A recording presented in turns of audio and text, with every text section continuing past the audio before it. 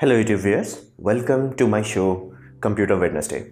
In today's episode, we're going to take a closer look at Huawei P30 Pro, specifically the camera aspect of it. So let's dive right into it. Now this is a camera monster. Now you have to understand it has like primary 4 cameras, and you have to understand 3 of them are accessible to user and one of them is time of flight camera. Now if you keep hearing this word time of flight camera, and you are not familiar with what the heck it is, I have provided a link down below that will explain what the heck it is. So you have to understand it has a 20 megapixel 16 millimeter as in very wide, and it has a 40 millimeter primary as in 27 medium range, and it has 8 megapixel f3.4 basically kind of not bright enough but 125 millimeter periscope camera. Basically that 125 I think is the lowest it can go. So basically optically it has 3 steps, and in the last step as in the 8 megapixel, the small one, it has a periscope camera. Now you can check my full detail about optical zoom in mobile phone. I was theorizing Oppo will bring out the new generation because Oppo is also doing exactly this thing. They also have 3 cameras and one of them have periscope. So periscope allows them to have optical zoom. So understand this 125 is not that where it starts. It starts at roughly around 5x below it, and it allows you to do optical zoom. So basically you are zooming in. Now once you exceed the capacity of this, it switches camera. Then you still want to zoom out, then it switches to 20 megapixel, this one. So you can understand there's a lot of camera, and this one camera, time of flight camera, is solely dedicated for object detection.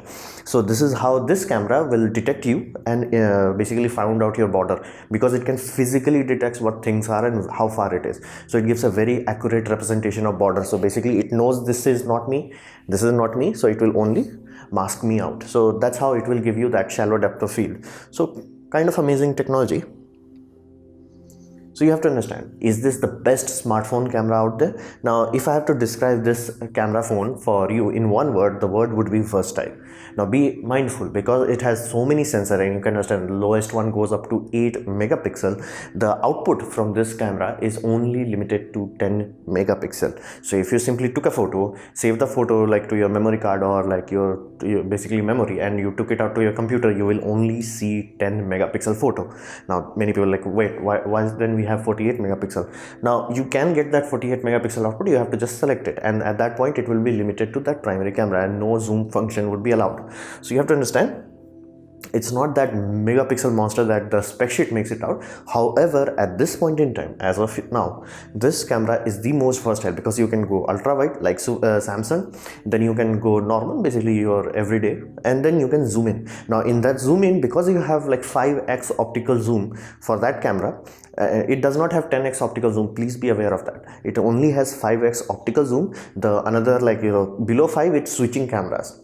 So it's still technically optical, but it's not true optical. So the true optical, it only has 5x. However, that is on telephoto end, so you get a very good quality zoom out of it. And it has a lot of what we call optical image stabilization and electronic image stabilization. So you're gonna get very good photo right out of the box. So basically you took it out, zoomed in, you're gonna get very good photo. This is a very versatile camera.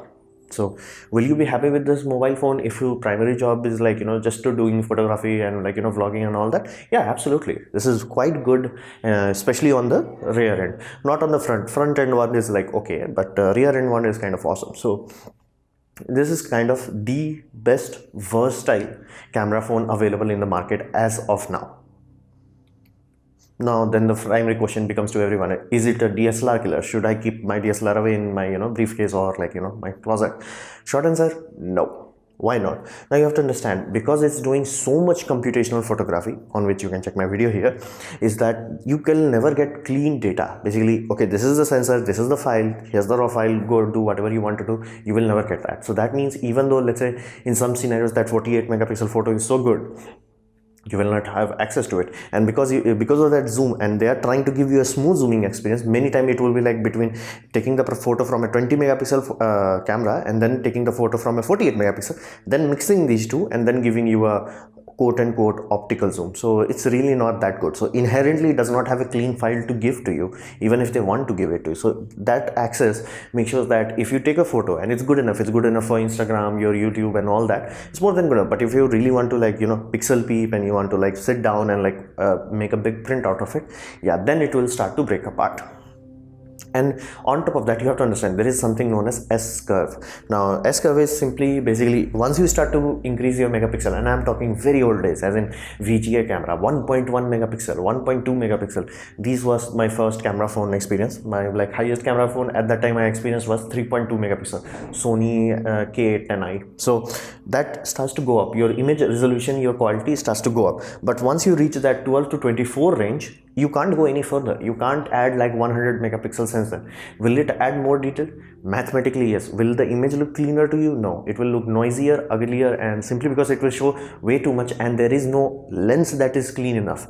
Every lens is have a bit of translucency. Basically, it loses a little bit of light. Once you need 100 megapixel photo, like, and I'm talking in mobile sensor, full frame, you have large area, so lens defect is not an issue. But when you have lens that is the size of a pinhole, the lens has to be absolutely perfect, and that is another reason why you will see many people like using multiple megapixels. So if they are using 48 megapixel for let's say 20 millimeter, that means that 20 millimeter lens is the highest quality possible. Now if they had a lens manufacturer that provided them, hey, we're gonna give you the most awesome quality lens for let's say 18 millimeter, they're gonna put 48 megapixel sensor on 18 millimeter, because you have to understand, sensor is the cheap part nowadays. The expensive part is the lens. And that is why ask any one of your friend who has interchangeable lens camera. Like, camera becomes nothing. Like, camera is just paperweight now. Your lens becomes like, your lens collection ends up becoming your main investment. So understand this, there is a reason why these lenses are so big and the camera has sensor so bad. Now if you try to shrink it down, you can do it. Physics is not saying you can't shrink it down, but you have to understand at some point that 48 megapixel is just a joke. You will not experience, whoa, 48 megapixel. A 48 megapixel full frame versus a 48 megapixel basically mobile sensor, it's nowhere near good enough. Heck, 24 megapixel full frame versus 48 megapixel, 24 megapixel will win. So do understand that 48 megapixel is reaching that S curve. Basically they can still increase the megapixel and they will soon release 50 megapixel, but will it look like, oh, it's a 50 megapixel image? No, because of the S curve. So many of you are old enough who will easily able to tell difference between, hey, 1 megapixel and 12 megapixel. 12 to 24 becomes okay. 24 to anything higher is just okay. It will look little bit better, and the reason why companies are still pushing it is that once they become good enough in terms of lens manufacturing, this 48 megapixel will allow artificial intelligence to do something interesting with it.